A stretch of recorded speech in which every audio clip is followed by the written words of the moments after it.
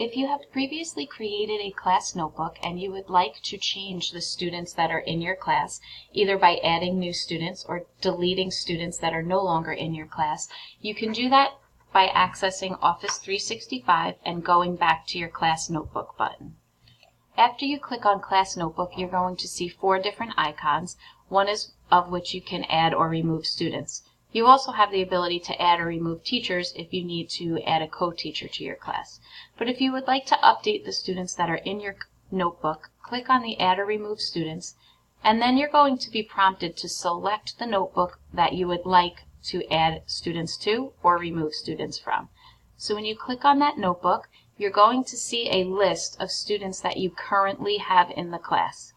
You'll also see a blank field where you can add new students.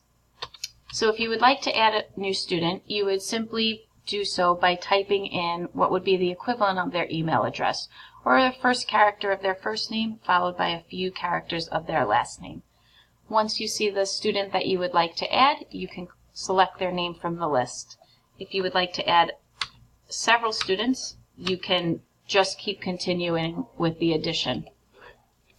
If you would like to remove any students from the list, you simply go down and you click on Remove. You will be prompted to see if you would like to delete the student's content. So if you know that your student was in your class for a few days and now they need to be removed from your class, you can also delete the contents of their notebook by checking off the box. After you finish doing that, you can click the Next button, and then the final step is just to click Update. Once you click Update, the class notebook will be set up and edited, and then you can launch it into the full version. To do that, you simply click on the Open in OneNote icon or link here,